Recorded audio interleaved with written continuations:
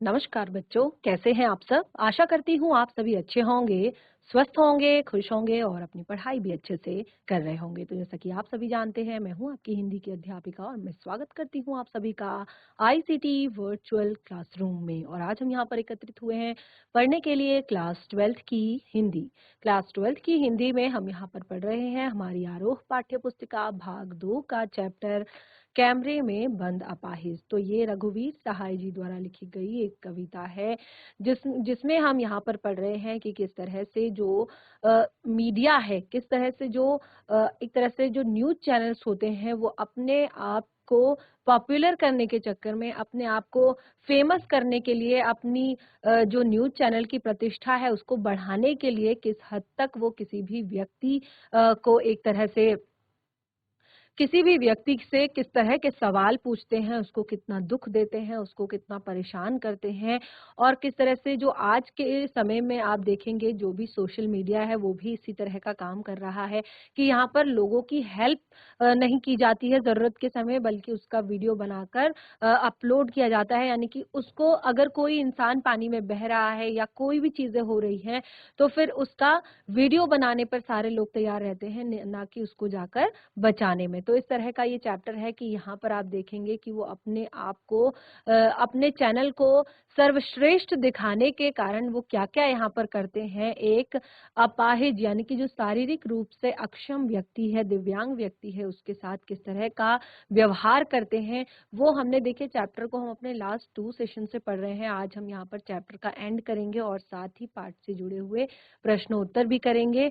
तो आप देखेंगे इस पाठ में कि क्या होता है एंड में। तो चलते हैं स्मार्ट बोर्ड की तरफ, शुरू करते हैं अपने आज का सेशन। सभी बच्चे ध्यान पूर्वक पढ़ेंगे और साथ ही समझने का प्रयास भी करेंगे।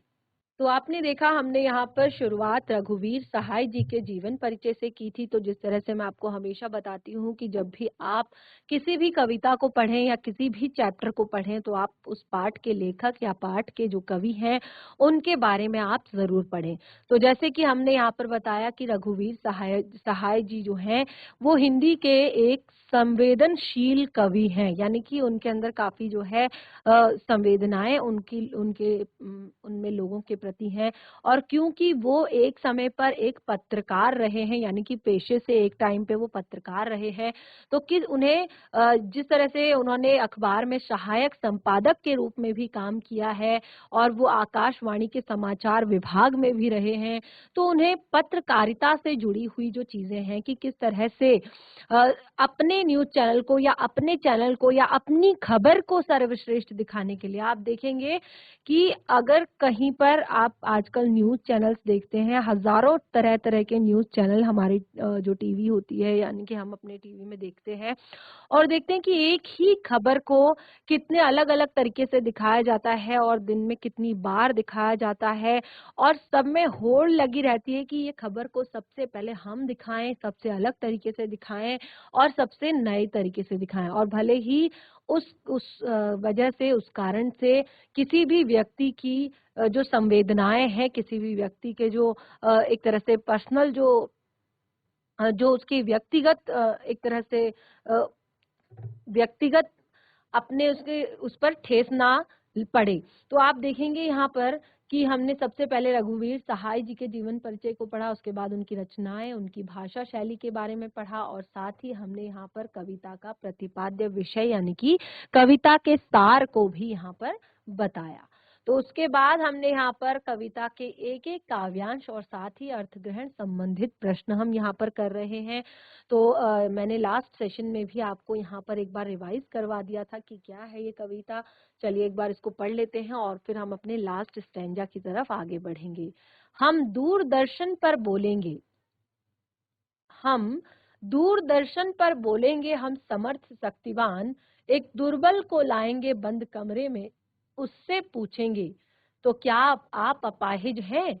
आपका अपाहिजपन दुख देता होगा, देता है, कैमरा दिखाओ इसे बड़ा बड़ा। हाँ तो बताइए आपका दुख क्या है? तो वो बता नहीं पाएगा। तो आपने यहाँ पर देखा कि किस तरह से दूरदर्शन यानी कि जो सबसे एक तरह से प्रतिष्ठित जो न्यूज़ चैनल है, उसके बारे में यहाँ पर बात की है। देखिए, जानबूझकर यहाँ पर नाम लिया गया है, क्योंकि यहाँ पर दिखाने की कोशिश की गई है कि किस तरह से आज के टाइम पे जो मीडिया है, जो पत्रकार है, वो किस तरह से संवेदनहीन हो चुके हैं। एक तरह से उनके लिए जो ये खबर है, एक तरह से वो व्यापार का माध्यम बन गया है। यानी कि जितना ज़्यादा वो अपनी खबर को दिखाएँगे, कि जितना ज़्यादा रोचक तरीके से वो अपनी खबर को दिखाएँगे, जितना ज़्यादा वो लोगों को कनेक्ट कर पाएँगे अपनी खबर के साथ, उससे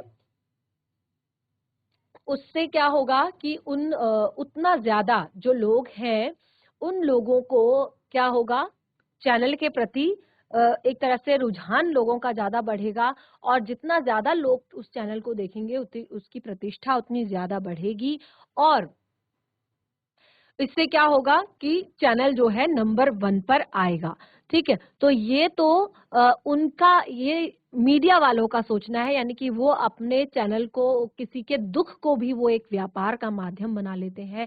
तो किस तरह से यहाँ पर वो कह रहे हैं कि एक अपाहिज को लेकर आओ और उसको इस तरह से दिखाओ टीवी पर कि उसका जो दुःख है, वो उसके चेहरे पर साफ-साफ दिखे, और उसके दुःख के कारण जो वहाँ पर जो लोग हैं, जो देख रहे हैं, ठीक है? अब देखिए, जब अपाहिज जो है उनके प्रश्नों का जवाब नहीं दे पाएगा, तो एक तरह से उसका मज़ाक यहाँ पर बनाया जाएगा। तो ये मीडिया की जो मानसिकता है, उस पर करारा व्यंग इन्होंने किया है, और एक तरह से नाटकीयता यहाँ पर दिखाई है। एक नाटक के माध्यम से उन्होंने इस कविता को लिखा है। तो पहले काव्यांश में हमने देखा इस तरह से, यहाँ पर प्रश्न जो हमने अर्थग्रहण संबंधित जो प्रश्न थे, वो भी हमने किए, और उसके बाद हमने यहाँ पर पढ़ा जो दूसरा हमारा काव्यांश है।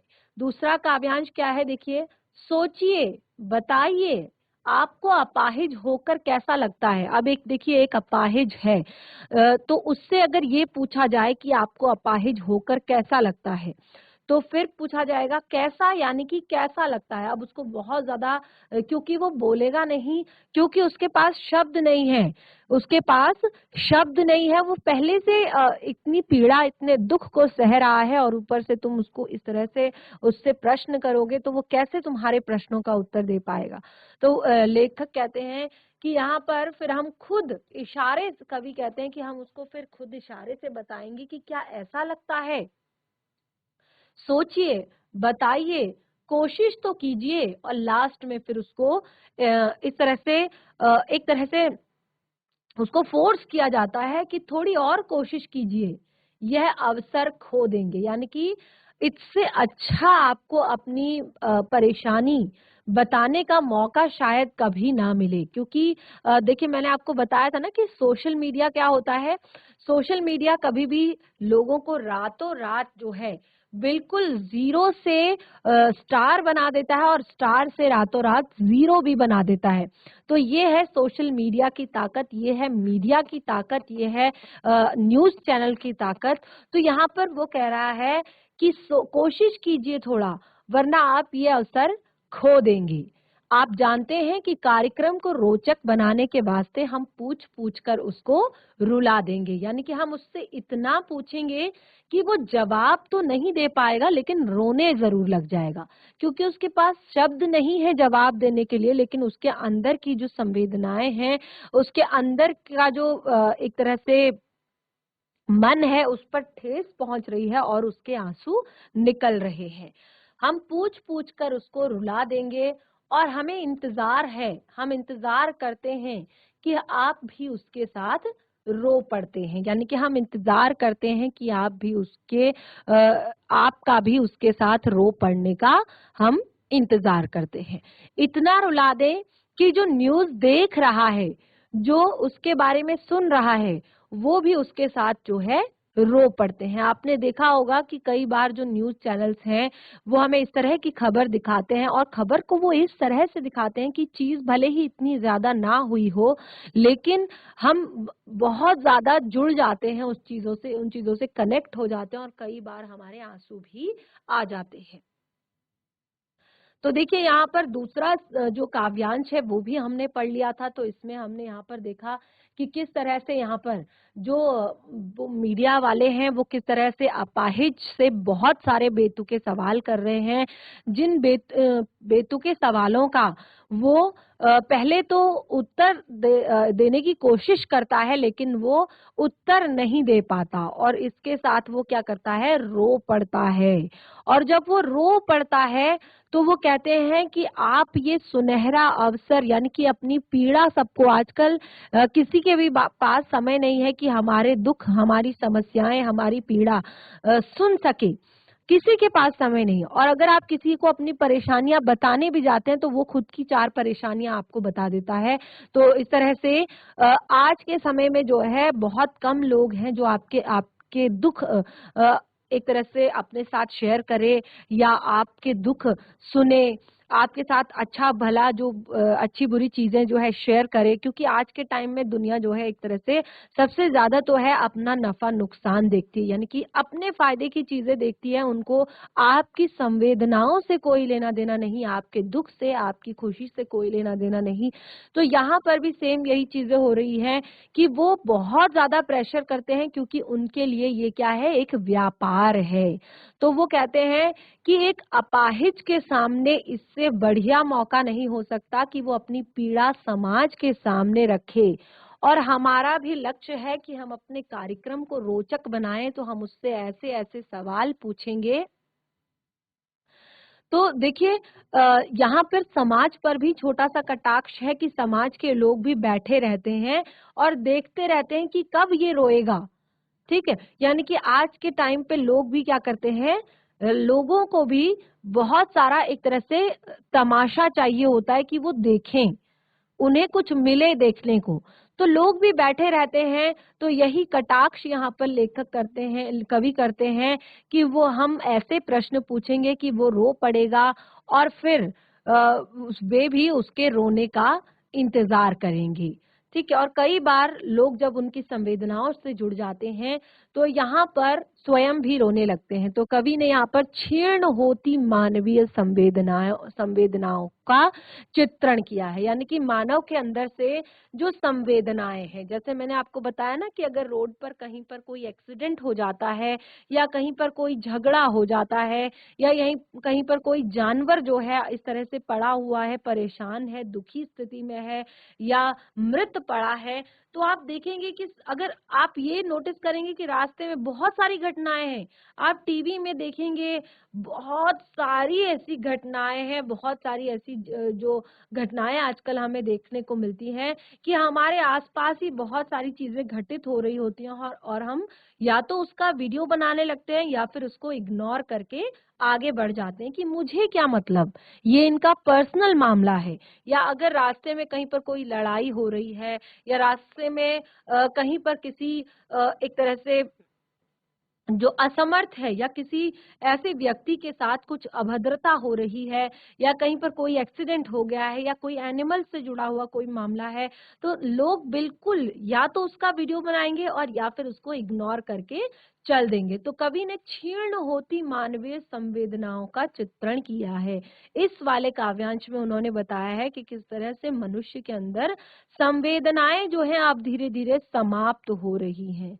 एक दूसरे से जो लगाव था, जुड़ाव था, एक दूसरे के लिए जो फीलिंग्स थी, अब देखिए किसी के साथ बुरा होता देखकर हमें आजकल हमें बुरा नहीं लगता, हम निकल जाते हैं वहां से कि हम क्यों इसके पचड़े में पड़े, हम क्यों इनके बीच में आए। और यहाँ पर देखिए दूरदर्शन कार्यक्रम के निर्माताओं पर, अब देखिए दूरदर्शन तो यहाँ पर केवल एक चैनल का नाम यहाँ पर लिया है, लेकिन आप देखेंगे मैंने आपको बताया हजारों न्यूज चैनल आजकल हैं और किस तरह से वो अपने चैनल को नंबर 1 बनाने के लिए, अपने चैनल को अच्छा दिखाने के लिए, सर्वप्रथम लाने के लिए वो क्या करते हैं, बहुत सारे इस तरह के जो लोग हैं उनके साथ क्या करते हैं, इसी तरह का व्यवहार करते हैं, यानी कि उन्होंने निर्माताओं पर करारा व्यंग किया है कि सबके लिए अब ये लोगों की संवेदनाएं कुछ नहीं, केवल अपने व्यवसाय का माध्यम है। ठीक है, तो यहाँ पर नाटकीयता है और व्यंग नाटकीयता है तो है ही, जैसे मैंने आपको बताया कि किस तरह से एक एक करके यहाँ पर प्रश्न पूछे जा रहे हैं और बिल्कुल नाटक के तौर पर ये कविता लिखी गई है। तो दूसरा काव्यांश भी यहाँ पर क्लियर होता है। अब देखिए तीसरा काव्यांश, फिर हम पर्दे पर दिखलाएंगे। अब देखिए ये तीसरा और यहाँ पर अंतिम काव्यांश है कि फिर हम पर्दे पर दिखलाएंगे फूली हुई आंखों की एक बड़ी सी तस्वीर।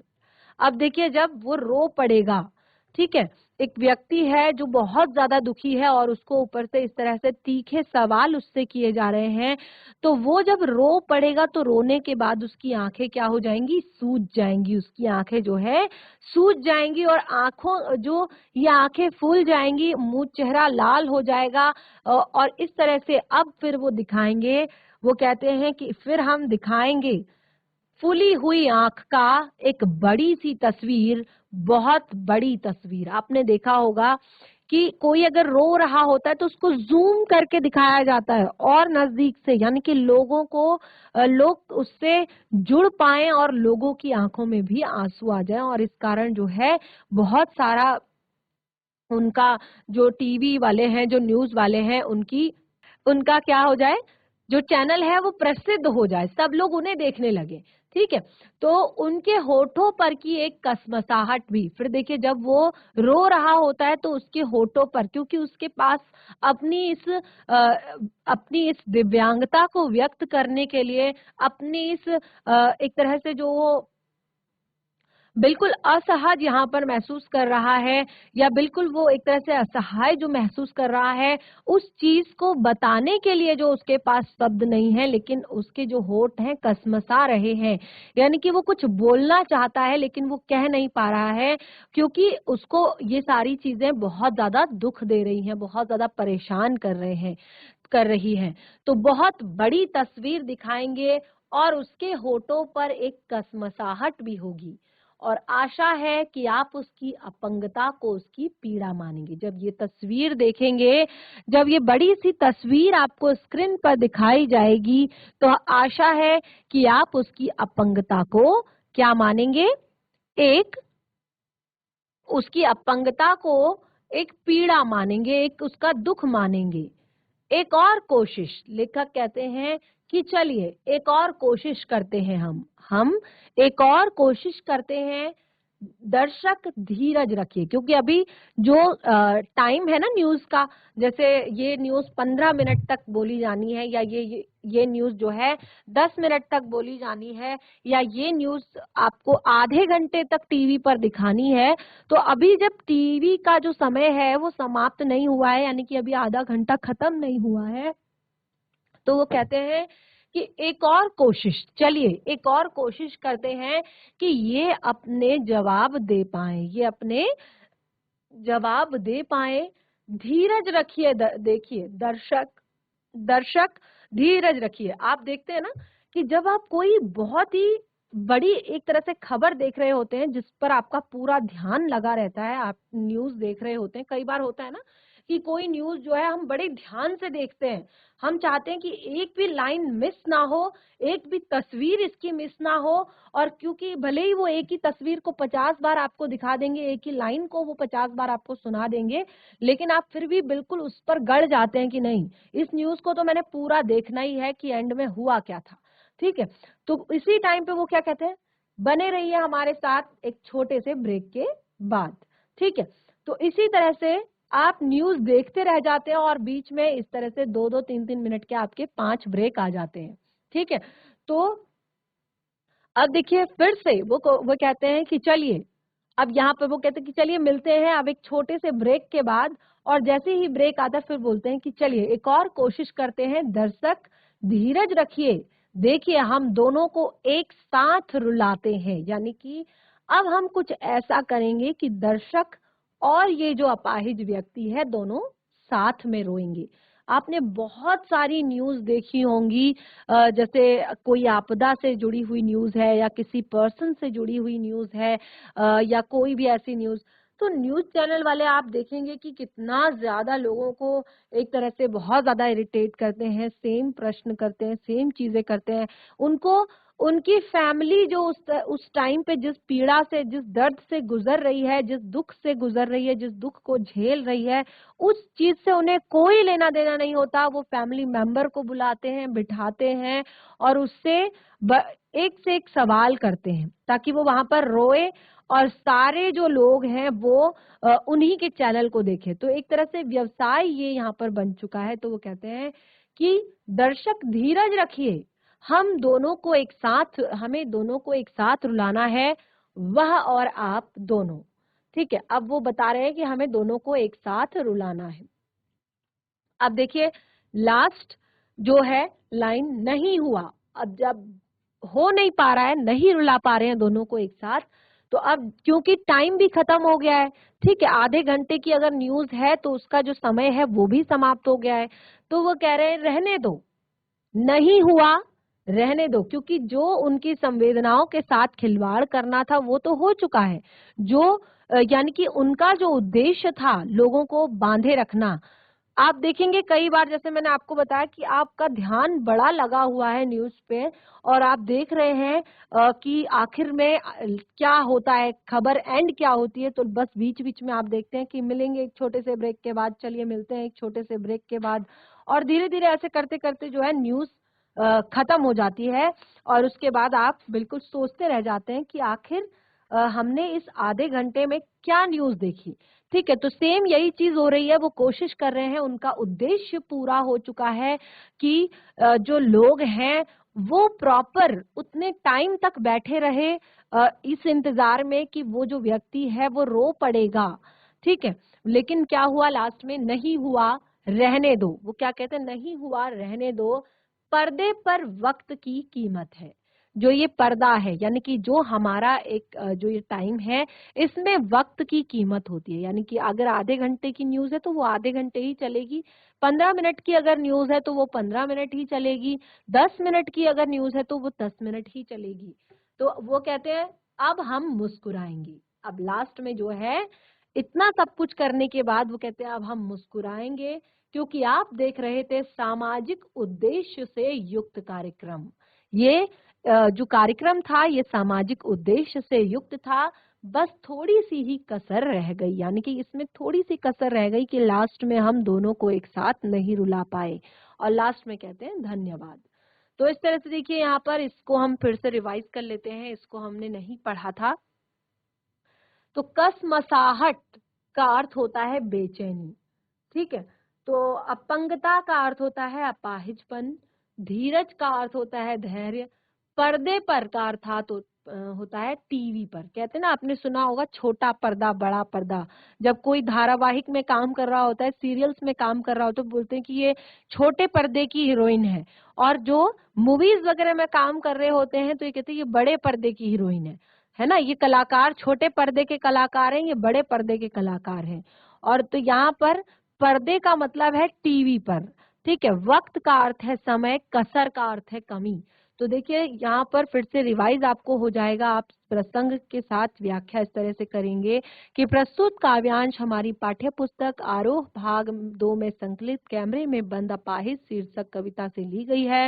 इसके रचयिता रघुवीर सहाय जी हैं और इस कविता में कवि ने मीडिया की संवेदनहीनता का चित्रण किया है। ये आप सभी तीनों जो काव्यांश हमने पढ़े तीनों में लिख सकते हैं, क्योंकि यहाँ पर प्रॉपर तरीके से एक ही चीज हो रही है कि मीडिया की संवेदनहीनता को दिखाया गया है और ये एक तरह से ये बताने का प्रयत्न किया है कि मीडिया के लोग किस प्रकार से दूसरों के दुख के को भी अपने व्यापार का साधन बना लेते हैं। ठीक है, तो लास्ट देख लेते हैं इसकी व्याख्या। कवि कहते हैं कि दूरदर्शन वाले अपाहिज का मानसिक शोषण कर रहे हैं। अब उसकी जो फूली हुई आंखें हैं उसकी तस्वीर को बड़ा-बड़ा करके दिखाएँगे, उसके होठों पर होने वाली बेचैनी और कुछ न बोल पाने की तड़प को वो दिखाएँगे और ऐसा करके वो दर्शकों को उसकी पीड़ा बताने की कोशिश करेंगे और वो कोशिश करते रहेंगे और वह रोने लगे। साक्षात्कार करने वाले दर्शकों को धैर्य धारण करने के लिए कहते हैं, क्योंकि वे दर्शकों को, अपाहिज को, दोनों को साथ में रुलाना चाहते हैं। अब तभी एंड में वो निर्देश देते हैं कि अब कैमरा बंद कर दो, क्योंकि नहीं हो पा रहा है। यदि अपाहिज अपना दर्द पूर्णतः व्यक्त नहीं कर पाया तो कोई बात नहीं, लेकिन पर्दे पर तो समय बहुत महंगा है। आपने देखा होगा कि कई बार ऐसे कहते हैं ना कि ये आधे घंटे के शो के 3 लाख रुपए लेता है, ये 1 घंटे के शो के 10 लाख रुपए लेता है। आपने ये चीजें सुनी होंगी ना। देखिए, क्लास 12th में है, अब आप काफी चीजें जानते हैं मीडिया के बारे में, टीवी के बारे में, सीरियल्स के बारे में, न्यूज़पेपर भी पढ़ते हैं, न्यूज चैनल्स भी देखते हैं, रील्स भी देखते हैं, सोशल मीडिया पर भी एक्टिव रहते हैं। तो काफी चीजें आपको पता होंगी कि किस तरह से कौन से आप, और आपने ये भी देखा होगा कि एक न्यूज एंकर की कितनी सैलरी होती है एक न्यूज पढ़ने के लिए, या दिन भर में वो कितनी न्यूज़ें पढ़ता है। तो इस तरह से तो वो कहते हैं कि पर्दे पर समय बहुत महंगा है, यानी कि आधे घंटे की न्यूज का अगर समय आधा घंटा है तो वो आधे घंटे ही चलेगी।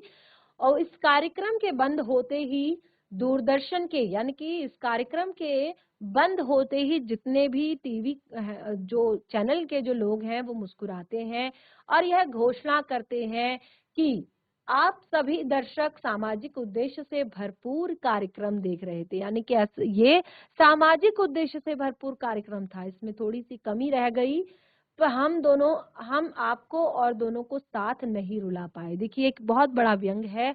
फिर भी यह कार्यक्रम देखने के लिए आप सबका धन्यवाद। तो देखिए, यहाँ पर विशेष क्या है, इस काव्यांश में विशेष ये है कि अपाहिज की बेचैनी और मीडिया व दर्शकों की संवेदनहीनता को बताया है। जैसे मैंने आपको बताया ना कि आजकल दर्शक भी संवेदनहीन है, आजकल हर इंसान पत्रकार बन गया है, हर इंसान जो है मीडिया वाला बन गया है। मैंने आपको बताया कि रास्ते में अगर कुछ हो रहा है तो कोई हेल्प के लिए पहले आगे नहीं जाएगा, सबसे पहले अपने फोन का कैमरा ऑन करेगा, यानी कि उसका वीडियो सोशल मीडिया पर अपलोड करेगा। किसी की पर्सनल फैमिली वाली लड़ाई हो रही है, उसको भी वो सोशल मीडिया पर अपलोड कर देते हैं, या किसी का रास्ते में कहीं पर किसी को हेल्प की जरूरत है तो उसकी हेल्प करने के बजाय वो पहले उस चीज को सोशल मीडिया पर अपलोड कर देते हैं। इसके कई बार फायदे भी होते हैं, लेकिन मुझे लगता है कि फायदे से ज्यादा लोगों को इसका नुकसान होता है। इसके फायदे भी कई हैं, देखिए एक सिक्के के दो पहलू होते हैं। कई बार इन चीजों के फायदे भी होते हैं, लेकिन उसको आपको सबसे पहले आपने इंसानियत दिखानी है। सबसे पहले आप एक इंसान हैं। अगर आपके सामने कोई किसी व्यक्ति के साथ कुछ गलत हो रहा है, या वहां पर आपने सबसे पहले अपने इंसानियत का फर्ज निभाना है, उसके बाद आपने बाकी चीजें करनी है। मुक्त छंद है, उर्दू शब्दावली का सहज प्रयोग किया गया है, पर्दे पर अनुप्रास अलंकार है और व्यंग्यपूर्ण नाटकीयता है। तो ये लाइन तो आप हर एक पे लिखेंगे, क्योंकि बिल्कुल नाटकीयता के साथ ही ये चैप्टर जो है यहाँ पर आगे बढ़ाया गया है। तो आप देखेंगे हमने इसमें काफी जो प्रश्न हैं वो पढ़ लिए हैं और अलग अलग तरह से हमने इसमें अर्थ ग्रहण संबंधित प्रश्नों को पढ़ा। अब मेन चीज इसमें आती है अब मेन चीज इसमें आती है पाठ्य पुस्तक से जुड़े हुए प्रश्न। अब देखिए, यहाँ पर कविता में कुछ पंक्तियां कोष्टक में रखी गई हैं, आपकी समझ में इसका औचित्य क्या है, क्यों रखी गई हैं इन पंक्तियों को कोष्टक में।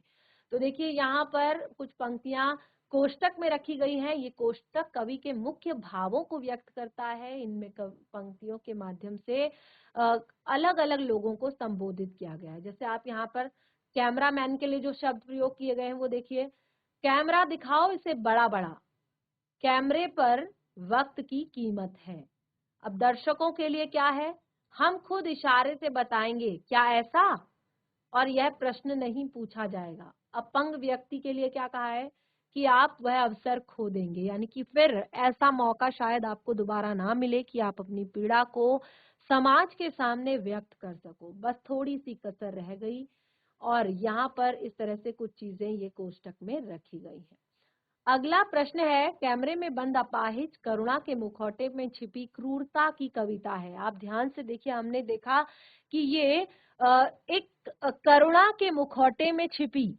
देखिए बाहर से तो यहाँ पर क्या दिखाया जा रहा है, बाहर से दिखाया जा रहा है कि हम किसी व्यक्ति के दुख को, किसी व्यक्ति की पीड़ा को आपके सामने रख रहे हैं कि वो कितना परेशान है, कितना दुखी है, ठीक है, उसको क्या क्या परेशानियां होती हैं, उसको कितने कष्ट झेलने पड़ते हैं। लेकिन उसको जिस तरह के तीखे सवाल उससे किए जा रहे हैं, जिस तरह से उसको ट्रीट किया जा रहा है, तो ये उसके साथ एक बहुत बड़ी क्रूरता हो रही है। देखिए पहले तो वो खुद ही अपने आप में अस्वस्थ है, अपने आप में एक तरह से दिव्यांग है, लेकिन इस तरह के प्रश्न करके उसको और ज्यादा उसका मजाक उड़ाया जा रहा है।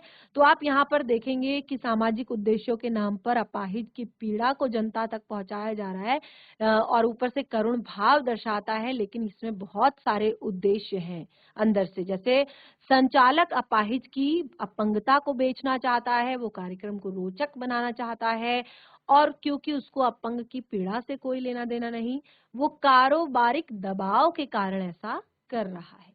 ठीक है, अब देखिए यहाँ पर एक पंक्ति है, अगला प्रश्न, हम समर्थ शक्तिवान एक दुर्बल को लाएंगे। अब देखिए यहाँ इसमें बताया कि कवि ने ऐसा व्यंग क्यों किया है। तो जैसे मैंने आपको बताया था हम समर्थ शक्तिमान, तो मैंने आपको यहाँ पर एक चीज क्लियर की थी कि जो मीडिया होता है, जो मीडिया होता है वो क्या करता है, किसी भी इंसान को क्या करता है, रातों रात स्टार बना देता है। और इसके लिए मैंने आपसे भी प्रश्न पूछे थे और आपने काफी अच्छे जवाब मुझे दिए थे।